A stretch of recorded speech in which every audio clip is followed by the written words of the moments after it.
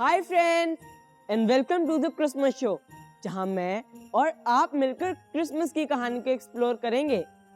Christmas की कहानी के बहुत से हिस्से हैं और हर हिस्सा हमें यीशु की पैदाइश के करीब लेकर जाता है। The bigger story. जब यूसुफ ने मरियम को छोड़ने का फैसला किया, तब खुदा के फरिश्ते ने उन्हें ख्वाब में आके सारी बात समझाई। वैसे यूसुफ का मरियम को छोड़ देने का फैसला इसीलिए होगा क्योंकि उन्हें ये सब इम्पॉसिबल लग रहा होगा, और शायद वो ये भी सोचने लगे होंगे कि मरियम के हामला होने पर लोग क्या कहेंगे। यीशु के पैदाइश से पहले मरियम और यूसुफ की मंगनी हुई थी, और यूसुफ एक बहुत ही नेक और अच्छे आदमी थे क्योंकि वो बहुत नाइस थे और मरियम को लोगों के सामने बदनाम नहीं करना चाहते थे। तो उन्होंने सोचा कि मरियम को छुपके से छोड़ देता हूँ। वैसे कितना मुश्किल होगा ना ये फैसला, क्योंकि अभी तक तो यीशु के पैदा होने की खबर यूसुफ ने मरियम से ही सुनी थी। इन सब बातों को लेकर यूसुफ काफी परेशान थे और एक दिन गहरी नींद में सोए हुए थे। तब जिब्राइल फरिश्ता उनसे ख्वाब में मिलने आया। शायद जिब्राइल फरिश्ते के आने से यूसुफ मरियम की बात पर यकीन कर पाए। फिर फरिश्ते ने यूसुफ से कहा कि अपने होने वाली बीवी मरियम को छोड़ने का मत सोचो। ये सब कुछ जो हो रहा है खुदा की मर्जी से ही हो रहा है। फरिश्ते ने यूसुफ से कहा कि उनका एक बेटा पैदा होगा जिसका नाम वो यीशु रखेंगे। फरिश्ते ने यह भी कहा कि यीशु खुदा का बेटा कहलाएगा और लोगों को उनके गुनाह से आजाद करेंगे। ये सुन के यूसुफ कंफ्यूज तो हो गए थे, लेकिन उनका ईमान बहुत मजबूत था और उन्होंने खुदा की बात को माना।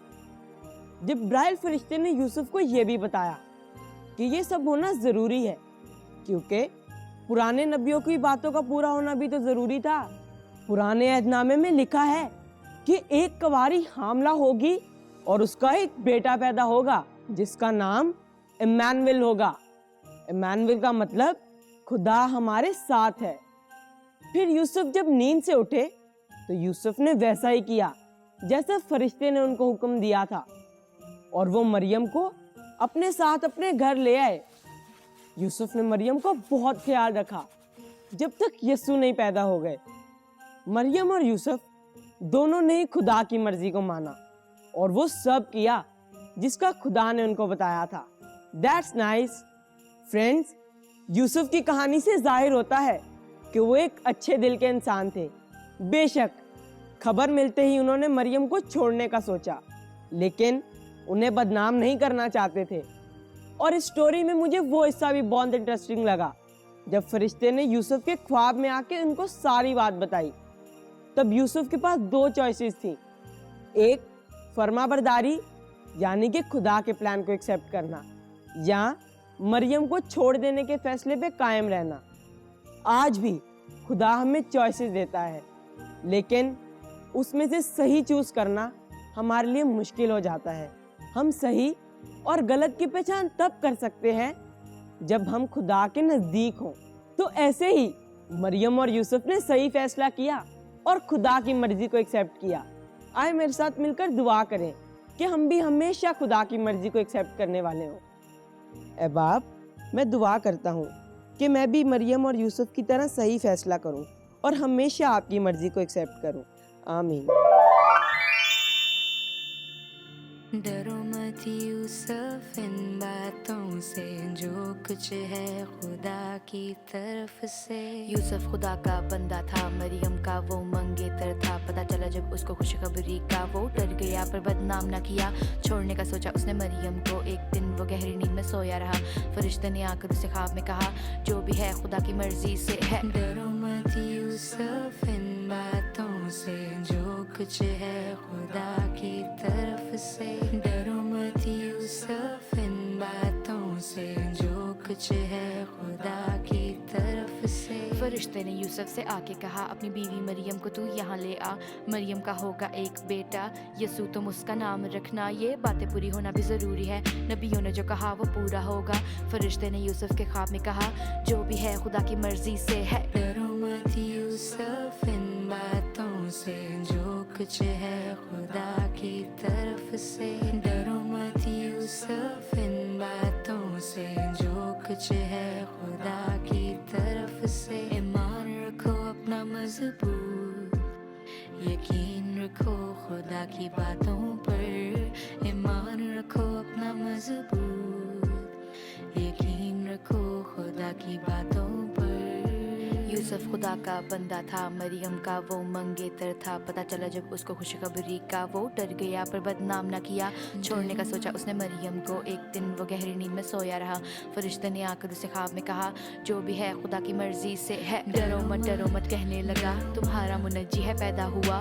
मरियम का होगा एक बेटा, यसू तुम उसका नाम रखना। ये बातें पूरी होना भी जरूरी है, नबियों ने जो कहा वो पूरा होगा।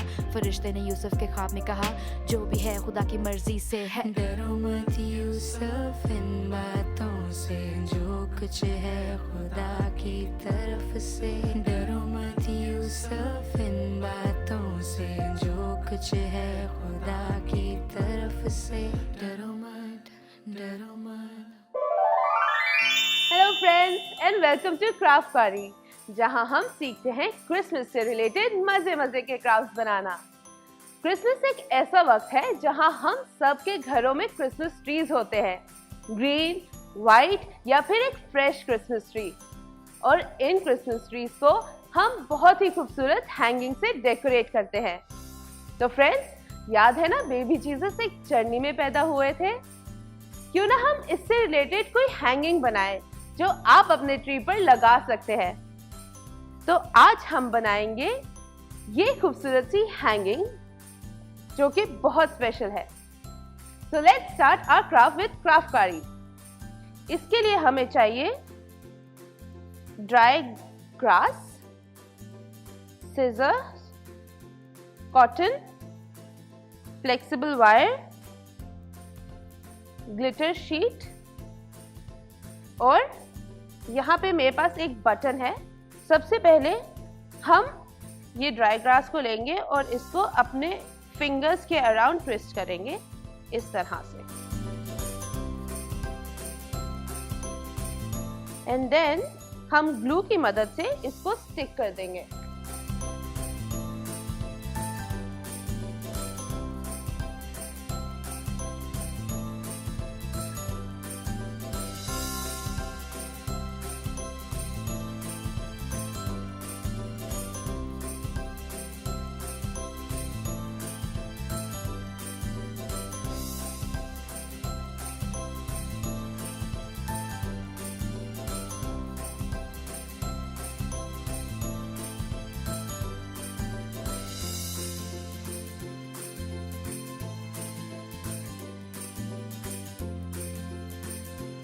फ्रेंड्स, अगर आपका क्राफ्ट थोड़ा मेसी हो रहा है तो दैट्स ओके, क्योंकि ये हम चरनी बना रहे हैं और चरनी के अंदर ड्राई ग्रास इसी तरह से थी।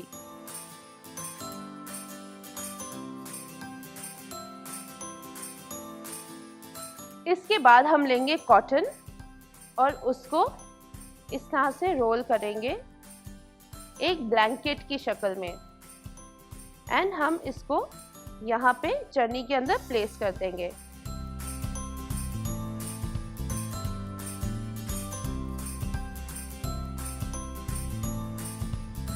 एंड देन ऊपर थोड़ी सी जगह छोड़ के ये जो बटन हमारे पास है, हम इसको ग्लू लगा के उस कैविटी में स्टिक कर देंगे।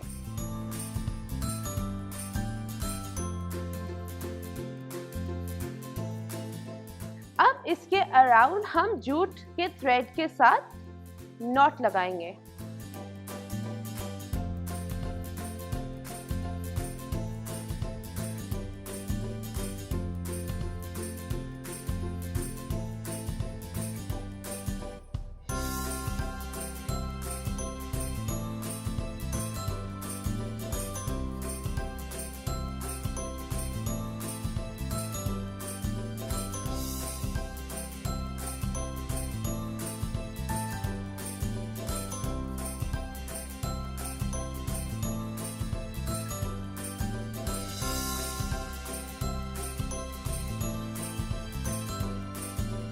अब हम ये फ्लेक्सिबल वायर लेंगे, इसको इसके एंड से ट्विस्ट करके इस पे ग्लू लगा के हम इसको यहाँ पे स्टिक कर देंगे।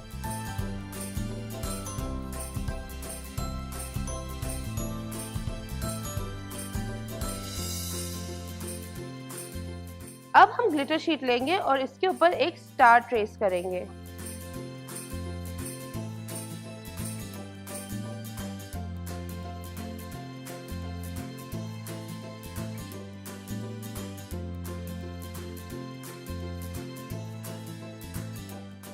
And with the help of scissors हम इसको यहाँ से कट कर लेंगे।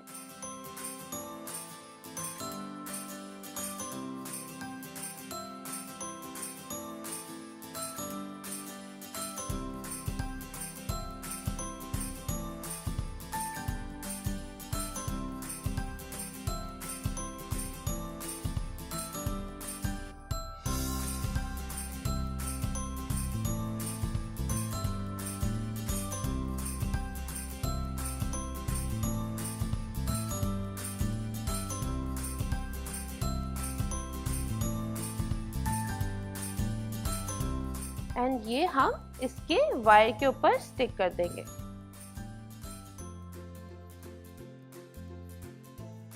तो फ्रेंड्स, ये रहा आज का हमारा फाइनल क्राफ्ट और इसे मैं अब अपने क्रिसमस ट्री पर लगाऊंगी ताकि इस क्रिसमस के सीजन में मुझे याद रहे कि यीशु का एक खूबसूरत जर्नी में पैदा होना ये प्रूफ करता है कि वो कितने हम्बल थे और हमें भी इसी तरह बनना है। तो दोस्तों, ये था आज का क्राफ्ट और हर दफा की तरह आप भी अपने क्राफ्ट की फोटोज हमारे साथ शेयर करें। See you next time guys. Bye bye.